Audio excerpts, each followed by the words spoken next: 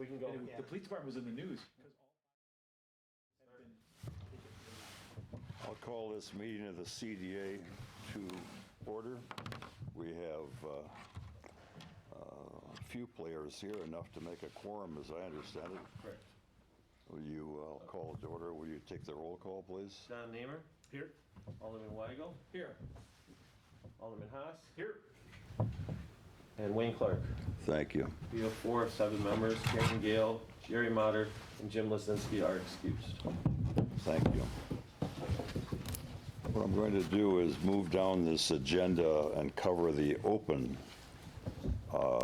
matters first, and those that goes either open and / closed, we'll take the open session here and take the closed and closed session. So we'll try to get the majority of this agenda covered in the first pass. Mr. Chair, I think we want to approve the minutes. Yeah, thank you. We sure do. Thanks, Kevin.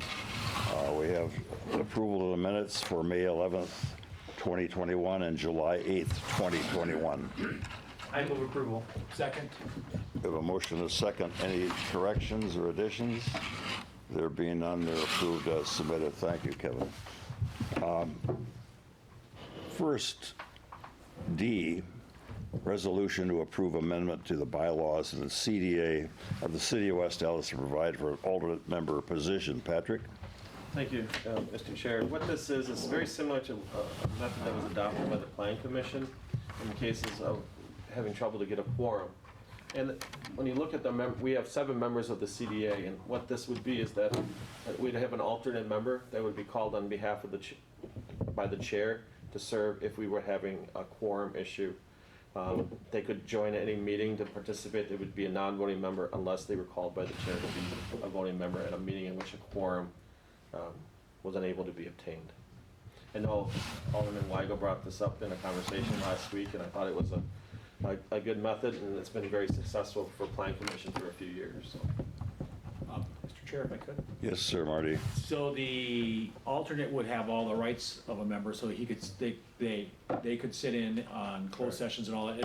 And ideally, they'd be coming to meetings even when they weren't called upon to be up to speed on process and issues and all that, so, yeah. It's also a way for us to bring, in the future, new members to the CDA. Are you making an No. allusion to our, okay, No. good. Not saying that in any way, but we got to think about the future. Any discussion relative to this item? Mr. Chair, Yes. does the city have a rule with members of such a board as this, that there's an attendance requirement? Yes, there is a quorum requirement. If you miss, I believe, 3 times, then we notify you that you might lose your position. We've had a few cases of that happen here on the CDA with a prior member. We probably didn't enforce it as we should, but we did follow up on the member. You might remember it was Peter, I think Hansen was his name. He was on here. He had trouble attending a few of our meetings, but I mean, it's just, when we have business to get conducted, it's nice to be able to verify that we have a quorum and we can get there. This week, with 3 members, we were very close. So it makes sense to have a possibly alternate member, and it's appointed by the mayor and approved by the council. So, And there's one other board that has such an arrangement? Plan Commission. Planning Commission. In fact, I think they have 2 alternates, 2 or 3. The 2. I think 2. 2 that I know of. One is- Any other discussion? There being none, those in favor of this resolution?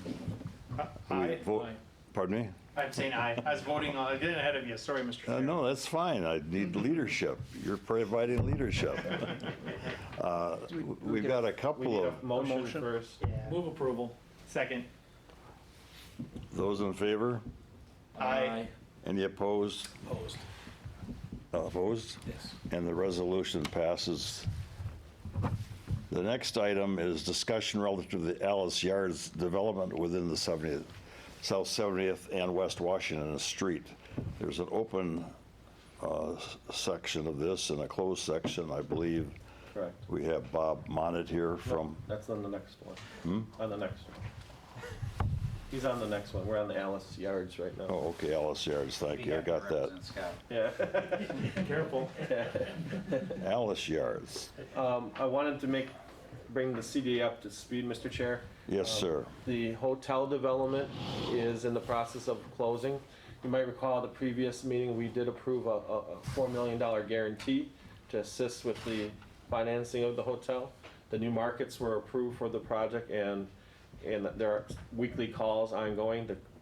The expected closing, I believe, is within 2 weeks. And part of that aspect is that there's a need for a Fourth Amendment.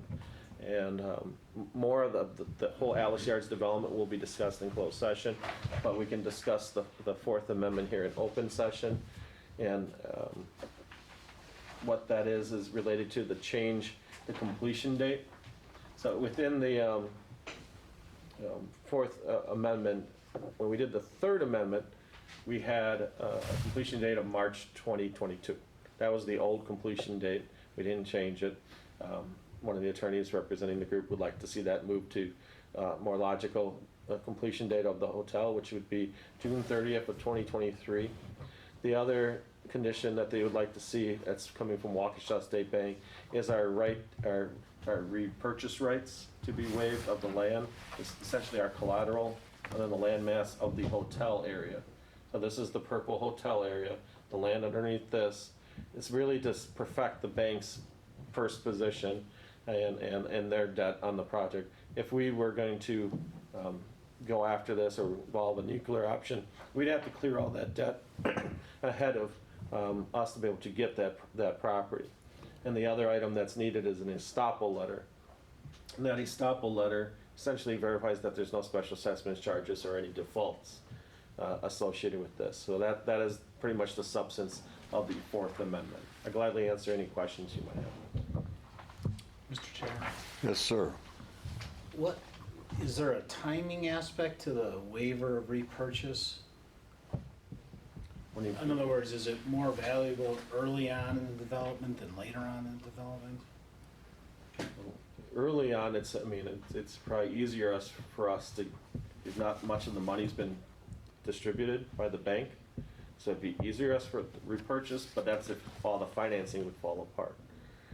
Later on, when all the debt and it's been built, it would be harder for us because we'd have to pay for all the costs of construction, all the debt or interest to the bank to get the property back. So it is more valuable for us to have it early on in the process than later on in the Correct. process?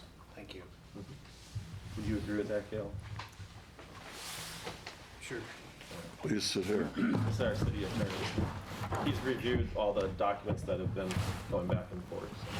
So with the repurchase is essentially, as Patrick said, the nuclear option where the CDA or city could become the owner of the property, but also take on all the existing debt, whatever's on that property. So it really depends on the timing of the debt as to how valuable it is.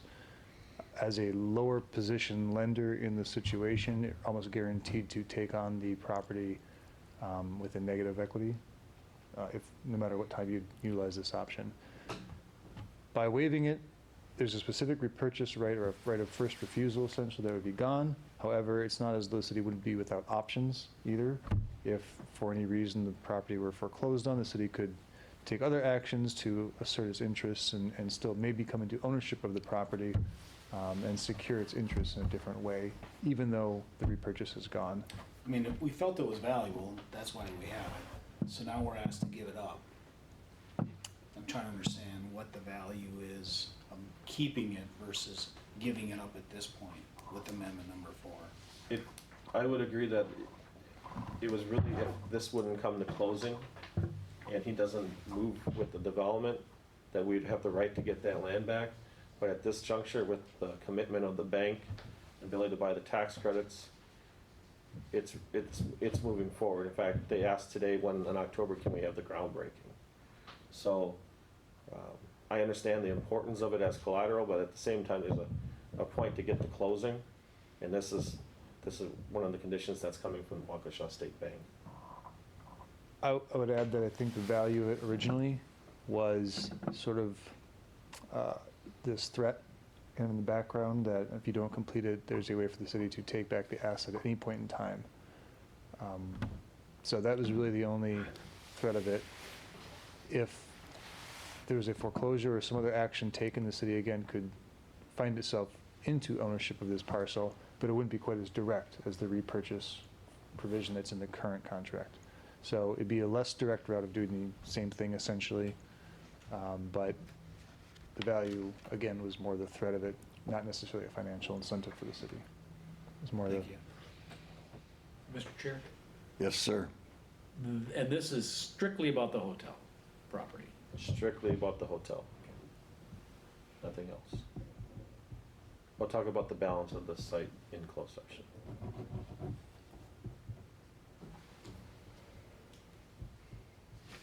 I actually went into item Mr. 4, Mr. Chair, between 3 and 4, I kind of did both together. So we will take the rest of 3 in closed session, correct? We can have a vote on item 4 now. I'm sorry, vote on which? Item 4. I move approval of item 4. Second. We have a motion and a second. Any discussion? Those in favor? Aye. Any opposed? Motion passes, resolution passes, thank you. Just to clarify, Patrick, we still have to go into closed session. For the balance of On 3. 3, yes. Okay. Thank you. Next is number 5, discussion regarding the Mandel Group proposed Phase 2 of the market development south of National Avenue. Please feel free to stay there. do you need me for this one at all? You good? I'm good at this one. If we need to, we'll call you up. We can do 5 and 6 together, Mr. Chair. All right, we'll do 5 and 6 together. 6 is resolution to approve an access agreement between the authority and Mandel Group for the Phase 2 of the market development south of National Avenue, Sona. So we've been working with the Mandel Group on the, Mr. Chair, with the idea of facilitating the Sona Lofts development. We are getting very close, and we have Bob Monty from Mandel Group that is here tonight. They've requested access to the site. I know we don't have a development agreement yet, but they've outlined terms of a site access agreement in which they would absorb the risks and waive or indemnify the city. You can see some of the terms outlined here. We've done this before. We provided a temporary access agreement to Sona when they were working on the Nona component of the development, in which they moved some soils to the site. The idea with this is that we can start getting the pads ready for development. We are very close in terms of the development terms of the agreement, and I'll invite Bob Monin up to share a little bit of an update on the project and where things are at, and then we'll outline more of the financial and items in closed session later. Good you, Mr. afternoon. Chair. Good to see you again. I know you're shocked to see me here. I am. Alders, members, how are you all doing today? So we are, we're finally going to develop south of National Avenue. And we have a 4-parcel CSM that you approved last November.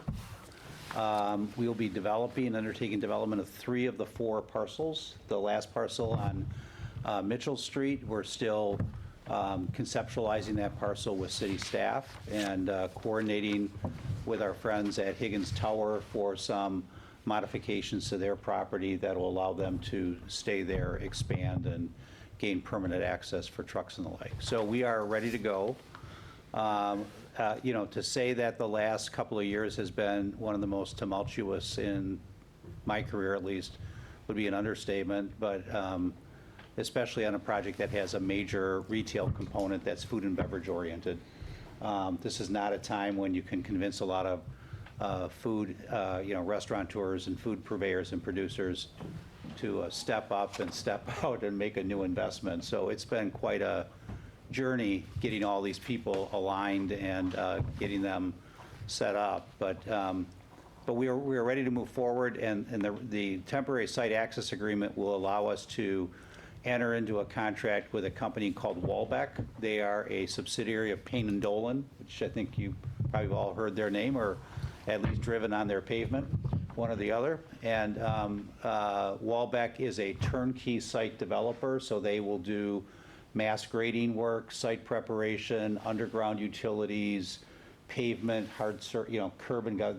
They basically turnkey it, which in this case we thought was the right approach to take because they gave us a lot of very valuable upfront cost estimating and guaranteed maximum price information that gave us confidence in terms of the underwriting, how the entire site could be developed. The site contract is somewhere in the range of $1.4 to $1.5 million of work, and that's only horizontal, that's grading work and horizontal site work. So it gives you an idea of the kind of transformation that has to happen there, even before we start building buildings. We have, and we really want to get in there and get it going. We have selected the general contractor for the apartments called Sona Lofts. At the end of this week, we will have completed and are submitting a footing, and I think it's the end of this week, we're submitting a footing and foundation set to the city for Sona Lofts so we can start the permitting process. The final full construction set is going to be prepared on October 8th, so we'll be coming in for a full permit pretty closely thereafter. And we have 6 tenants that are going to be moving into the Makers Row component, all of whom are in various stages of completing their contracts or letters of intent with us.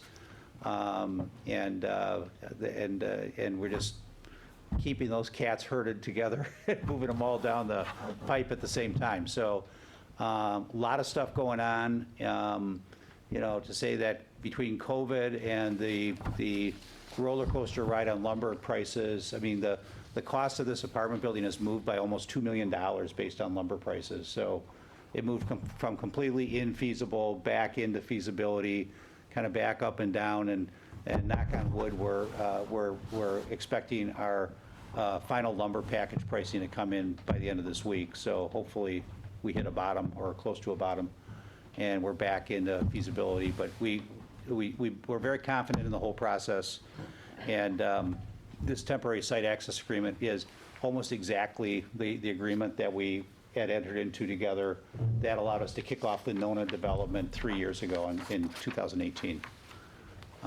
So with that, I'll be glad to add any more color, answer any questions you have. No, I just want to, we've been working closely, weekly calls and submitting models back and forth of where the TIF is at. We'll outline that in closed session a little bit, but overall, I believe there's a waiting list on Nona. So we're eager to see the advancement of the Sona project. We have very strong demand for apartments, and the rents have moved up nicely. The project really, I think, proved out the market.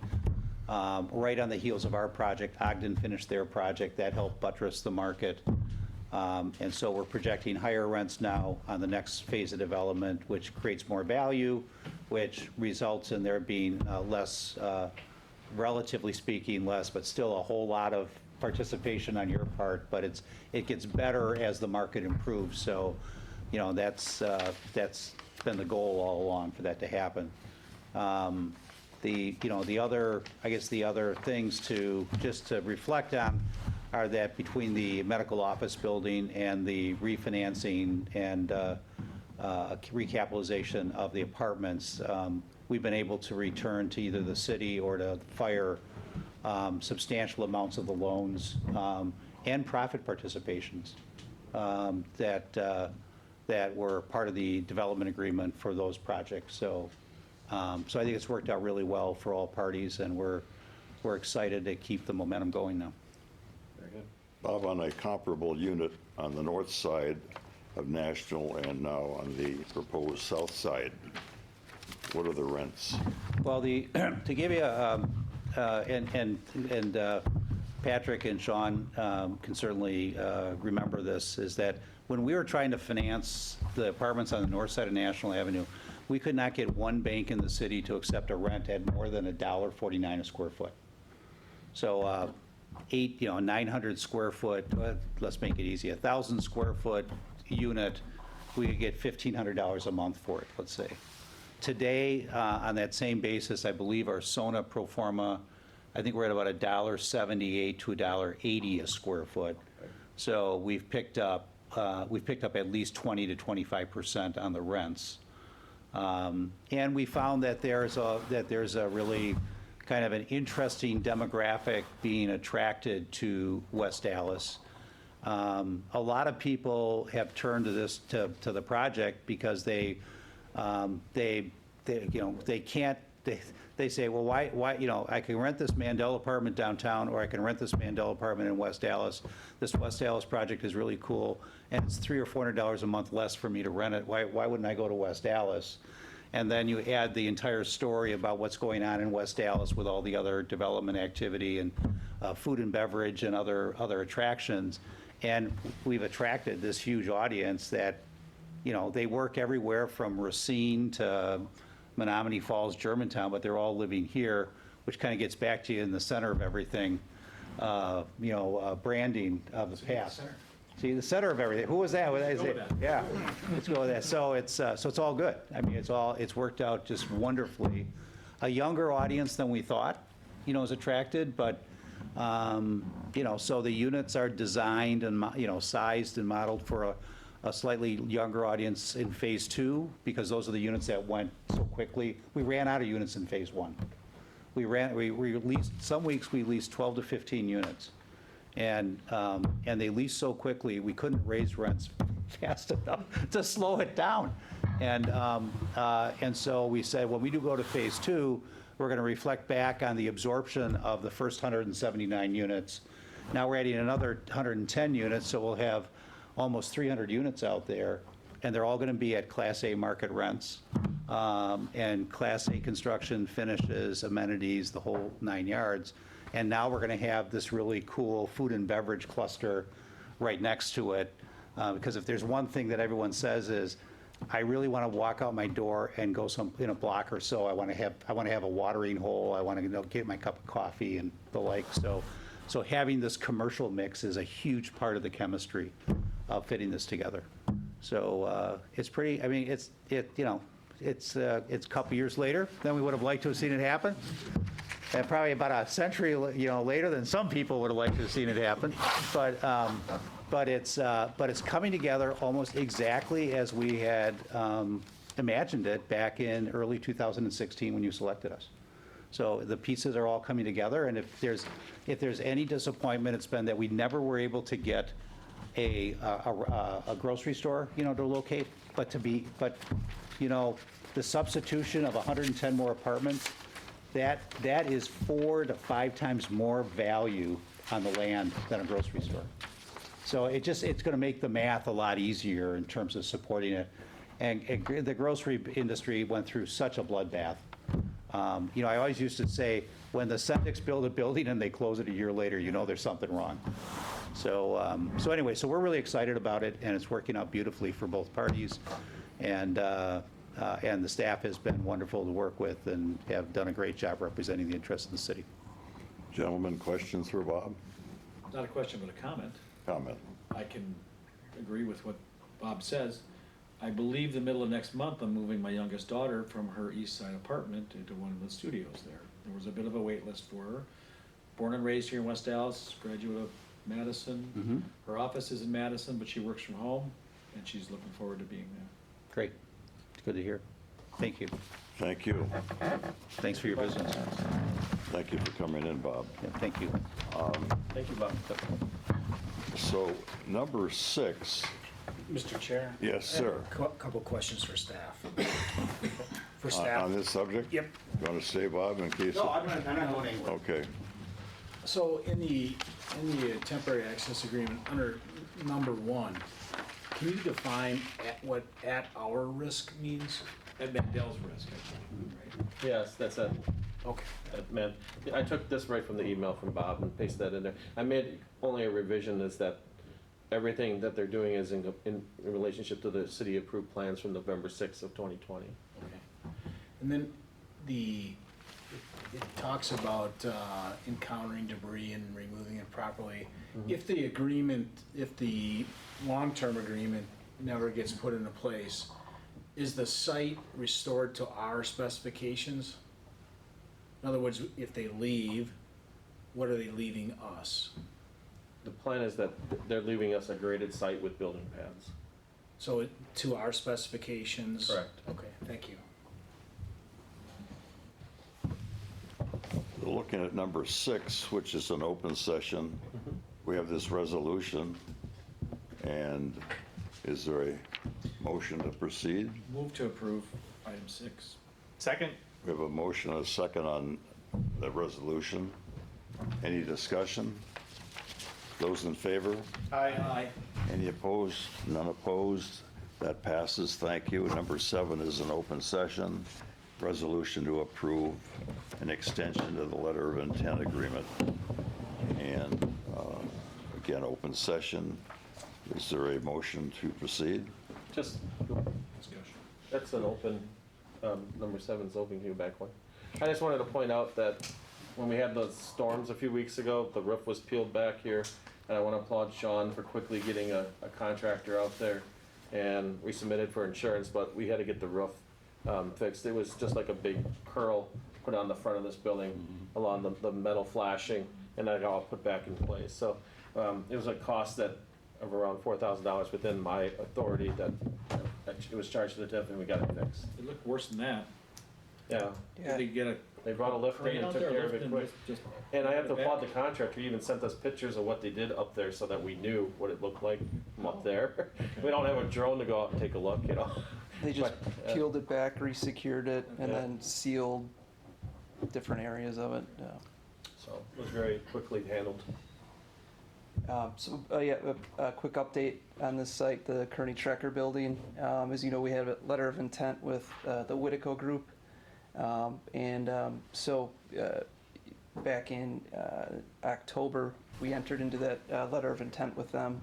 And so this is just an update and sort of, to present the new timeline that they've given us and to, get any comments that you may have on it. They've entered into they've added a key co-developer to their team, Alexander and Company. If you've seen some of the work that's been done over at the VA, all that restoration of the residential areas that they restored some of the old buildings and just did an amazing job over there.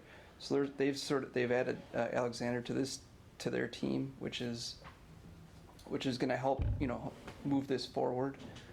They still have their main event user, a solid user in the Milwaukee area that's part of their team. The one thing that they'd sort of been waiting for was this grant for the windows that they had submitted to the DOE. They did not get that grant. The reason that they were sort of waiting for that, it was like a $3 to $5 million thing that would be part of what's about a $21 million project. And so it was just sort of a wait and see on that. So didn't get that grant. We still have, the TIF capacity to be able to assist where that grant would have gone in place. And really, it was sort of a shot. They just took a shot at it and didn't get it. So we just got that update today, and it actually allows us to we were just waiting for the yes or no so that we can start moving on this. So it does give us a clear game plan going forward. So they have updated us the financials and the timeline, and they've met with the planners to understand the whole plan commission, council approval process. They've engaged with the architect to sort of start moving on that. So here's their sort of updated timeline. They're hoping to get their schematic plans done in November, so we get through plan commission November, December, and then get through the agreement stage of it December, January. All the financing, we're engaging with fire as far as helping supply new market tax credits to it. They have a historic consultant that they're working with on the restoration of the building as well. So sort of that sort of November to January timeline, we hope to tighten those things up along with the development agreement. We've already sort of started on that development agreement. We're working off a agreement that they had on the last building that they restored, a very similar project that they did down in Kenosha, the old Barden department store. Whitico Group is the group that restored that and turned it into a brewery and such. So they have experience doing projects like this. Like Bob had mentioned, it's been obviously a tricky period to try to land food and beverage users to sort of surround the event space. So that's been a challenge for them, but it seems that, the latest they've said is that their event user is committed enough that where they can move forward, and then bring in the food and beverage users surrounding that as they come. So anyway, their timeline would be then to commence construction in spring of 2022. The LOI extension would be, it's set up to be for 90 days.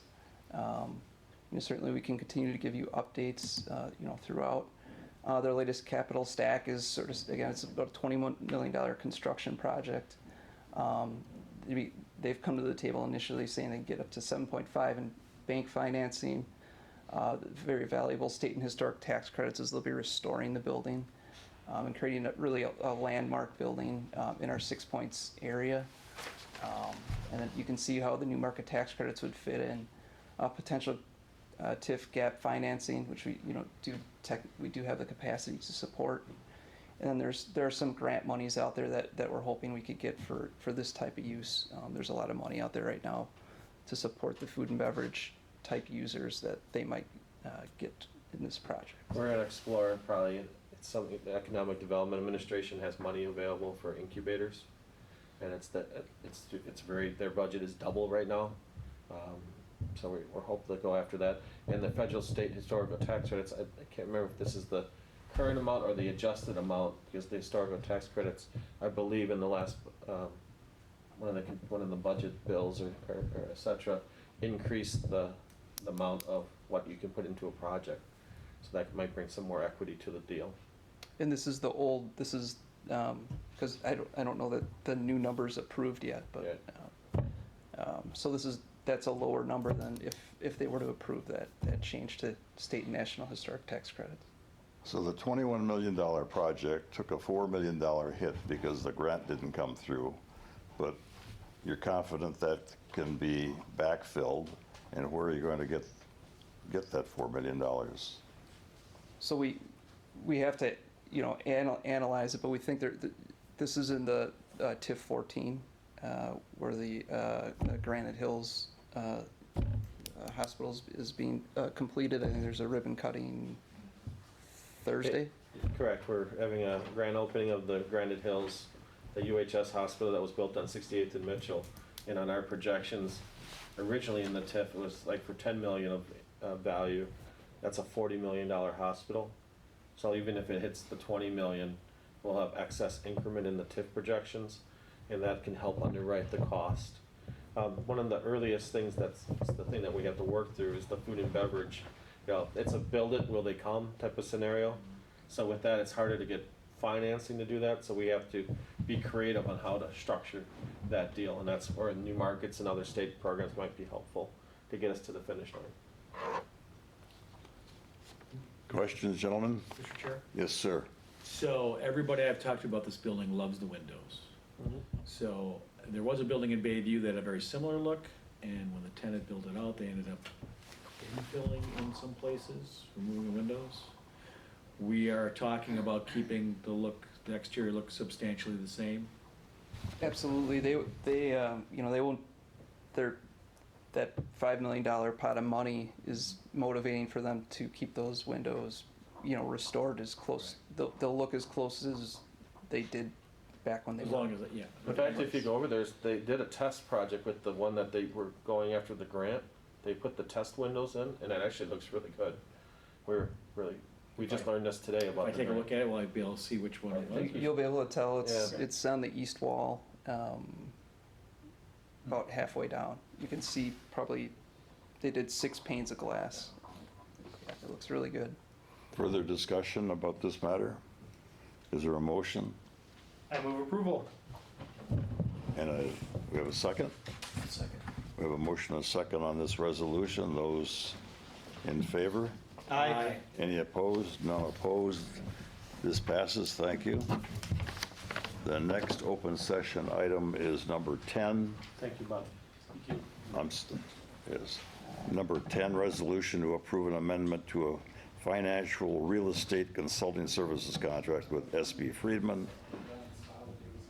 We certainly are taking care of him. I hope he's helping us. Yes? Yes, we have them very busy. They have been reviewing the performas prepared and Eller's models so that we can compare how the deals are performing. I'll actually show you a table of that later. They are reviewing Ogden Element 84 right now. There are some financial issues there that I need their expertise in reviewing in terms of how that project's performing. And we have them reviewing any type of new developments we have. I think at one of the previous CDA meetings, they asked, what outside eyes we have looking at things. SB Freeman, they're out of Chicago. There are outside eyes, and when Mandel changes something, they're running that model to tell us how that's impacting returns and things like that, and what's happening in there. So they help us with the complete underwriting of the financial side of the deals to make sure that we're not enriching the developer, but also protecting the city's investment. I have no quarrel with SB Friedman as such. My issue is who's looking to see if we're getting the best deal by using SB Friedman? Who does that? Who, from the city, looks at our investment in this organization or any consulting organization? As staff, I mean, we know who the players are out there that do this work, and whether it's Baker Tilly or any other accounting firm. These are known in the development community. They also knew new market tax credits as well. They've also, Milwaukee has used them often with the development negotiation with Mandel. So do we have an internal saying, are we getting our dollar for what we invest? I would say it provides us the security that we know that we've looked at these numbers and we underwritten them. They, like if it comes to the developer's personal financial statement, they look at it because then it's not public record. They tell me, yes, that, if their collateral is good and what their situations have. So, they are very resourceful and very, they provide us good insight on projects, so. When's the last time you went out for RFP, this service? For this service, we've never done an RFP. We went directly because of their expertise. Are there other groups that could do it? Yes, so we could do an RFP for that. That would be your way. Right. I think, relationships are important and having a sense of getting good value. And I guess I would just turn to the city's finance leader and confirm that you're on top of this. I'm not gonna be able to add anything to this particular conversation. Patrick is gonna be your best resource on whether or not SB Friedman is good for the city. And why wouldn't you be able to add anything? Patrick is the one working with them the most. He has the most history with them.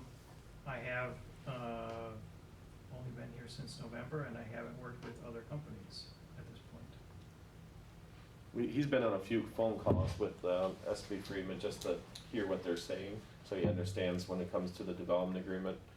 Jason has heard that, but it's, as our team, we can reevaluate that. We've talked about it recently, about maybe exploring 2 different financial firms, just to see how both of them are doing on different projects. So that always giving one project to one group. Try to maybe have 2 financial advisors, which you might get different opinions, which could be helpful. Well, I'm not interested in throwing these folks out with the bathwater. I just want to be sure that we have the best resource possible. And Alderman Roth, did you have something? I did not, no, sir. I thought I saw your hand go way up. No, I did not. It was No. Okay. Anything else relative to this matter? And is there a motion to approve? Move approval. Second? We have a motion and a second. Any discussion? There being none, those in favor? Aye. Motion passes. Thank you. Next open session item is number 11, resolution to approve National Avenue Commercial Corridor Code compliance forgivable loan for the property at 8121 West National Avenue. Yes, sir, Patrick, or somebody. I'm going to turn this over to Sean Miller. You might recall when we did the National Avenue study, we created economic incentives for the corridor. And under that plan, there was the idea that we would provide code compliance forgivable loans to help get vacant spaces occupied, like help with ADA bathrooms, access, or electrical things that were landlords or owners they might walk because they didn't want to take on that cost. And we provide up to $8,500 forgivable. There's the funding source for that was always a half mile of a TIF district. So we put money within some of our TIF districts aside for doing housing rehab loans or improvements or economic incentives around that TIF district. So I'm gonna turn that over to Sean on the two that we have here and that are involved in the National Avenue corridor. Sean, sir. Thank you. Flower Girl and Flame is actually a sort of a second company from one that we had helped bring to West Dallas from Wauwatosa, Tall Guy and a Grill. This is a spin-off from Tall Guy and a Grill. During the pandemic, they play restaurants and the Tall Guy and a Grill is a catering company that, there wasn't much going on in that industry, so they had to get creative. And through that, they found this wood-fired trailer and decided to go for it and invested in it. And in the picture there is Dana Spandit, who works for the owner of Tall Guy and a Girl, Dan Nowak, and she has sort of taken control of this Flower Girl and Flame and partnered with Dan, and it's doing really well. And so they probably about 6 months ago or so were looking for a location to it's been doing so well. They were looking for a permanent brick and mortar location for it, and so they were looking in the Tosa, Greenfield, West Dallas area. We helped find them this location at 8121 West National Avenue, which I think used to be a cat adoption. It just was a kind of a nasty looking, More than nasty looking. smelly space, and the place didn't even have a hot water heater. It was very outdated, not up to standards for commercial space that to welcome any types of tenants that we would necessarily want. So this is where that National Avenue program really has come in handy. It helped sort of draw them to the space, knowing that there could be some incentives once they got their estimates together and their plan together. And so that's sort of how we've gotten to this point. They've done a number of improvements to the inside of the building. They've gotten estimates for some of the electrical and plumbing work, and they've completed some work. And so what the National Avenue Plan did to allow these incentives to go forward helped attract this business to the corridor. It's right now it's just kind of being used. They're really just getting it set up. In the long run, they want to be able to do carry out the back door. They want to be able to pull the trailer up and just sort of pull pizzas in and out of the back door, and so you do carry out and things like that. They also want to be able to eventually, in another phase, use the park and just sort of engage the public and just make it a cool area, which was again part of the goal of the National Avenue Corridor Plan at the time. So for us to be able to get this business here is great, and to be able to help them advance their improvements to their space is also nice. Like Patrick said, we have the half-mile radius of TIF. In this case, it'd be a half mile from TIF 11. That would help be the funding source for the grant. It is completely forgivable over 5 years, as long as they're in the space and doing business as they said. Do we have a motion to approve the resolution number 11? And any discussion? There's discussion Now my apparently. hand is up. Okay, I I'm just- sorry.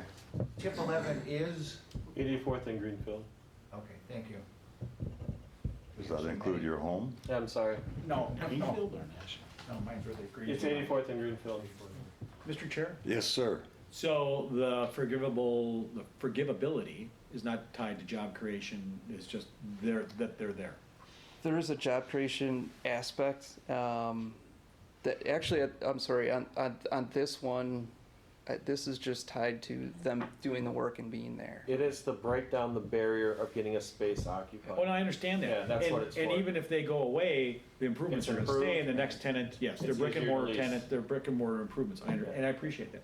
And I guess I'd like to see whatever we can do to help them get this idea of doing carryout service there.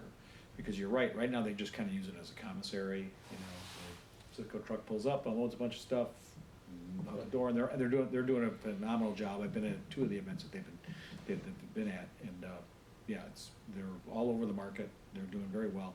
I'd like to see this become a place where, wow, hey, you know what, while I'm in West Dallas, I can pick up a Flower Grill and Flame Pizza. Or, I'm moving to West Dallas, because they're right over there. That has happened. There's another business that saw this and said, I wanna come to West Dallas, so. They're not here yet, we're working on that. And they're just tenants in the building, correct? Correct. Yeah. I move approval. Second. Have a motion and a second. What about Alderman Weigel's comment about helping them with, we were talking about the carryout Yeah, portion? make it a place more than just a, So how do we do that? We've been working hand in hand with them on that. They've been throwing different concepts by us, and we've had all the building inspectors out there making sure, you know, that their plan makes sense and things like that. It's a challenging little space, especially when you want to pull a wood-fired oven up it's not to even a just a building. food truck, it's on a trailer, which makes it more difficult to back up and all that. Right. You know, if it was a food truck that you could back in and Yeah. butt it within like 6 inches of your building, that might be more doable in this big trailer, and it's round, you know, it doesn't have a square face on it, yeah. So, yeah, we've had we are making You're sure. working on it. That we're supporting them with it, yes. Right. They're meeting with, just talked to them today, they're meeting with their architect tomorrow to get Good. their plans And together. as Sean alluded, their vision is even bigger than the storefront, so that's the ultimate goal. Thank you, gentlemen. We have a motion and a second on item number 11.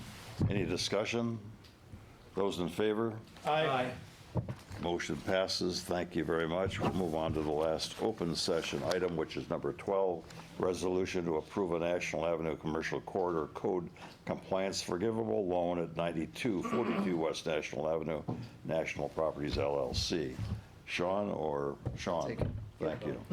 This is utilizing that same tool we just talked about, but for a bit of a different purpose. So this building has been like for sale, for lease, for as long as I've driven by it, I don't know, like 10 years. It currently has office space on the first and second floors. And what, as part of the National Avenue Plan, one of the things that came out of it, out of the study itself, which studied the buildings, the uses, the market demands, things like that, is there's a lot of unnecessary, you know, commercial office space, which could be converted to residential and have a bigger benefit to the area around it, because thus those people then spend money in the commercial spaces that are there, and it all spins off each other. So this fits that really well. The plan here is to convert the second floor office space to 4 residential units. And as part of that, and they will also be updating the first floor space to get it to rentable standards. It's been sitting basically vacant for a long time. There have been small users in and out, but so it meets the needs of it meets the requirements sort of in the code compliance forgivable loan section and in the National Avenue Plan. You can see the significant investment that this person's putting into it. Is this a new owner? It's a new owner. She just purchased it 3 or 4 months ago. You can see how much she purchased it for, how much she has to put into it to get it to code, and what her investment is. Currently, our investment is simply, we're looking at $8,500 towards code compliance. I believe the resolution says $17,000. So we would ask that be amended to the $8,500 if you were to take action on this. They are also applying for a $50,000 forgivable loan, in-store forgivable loan, which is also part of the National Avenue incentive program. And so That way we use block grant dollars for. So that we will use a separate funding source for, most likely, and that gets run through a different process. But initially, when they were just applying for the $8,500, or they actually were applying for $44,000 of code compliance, and the rules in the code compliance loan only allow for up to $8,500. And then she said, "Oh, and I'm going to apply for $50 on the forgivable." And I was, okay, let's just apply for what these things allow. So I guess we would ask that you consider just pulling it back to the $8,500 number. You can kind of see the costs. I know Alderman Weigel in different issue was talking about, costs of sprinkler systems. She broke it down, what their cost, would be in this case, for this property, $61,000 total. 28,000 of that is just to bring in the main line. That's typically the big number, right? And then the sprinkler itself is 28. And then there's a monitoring system.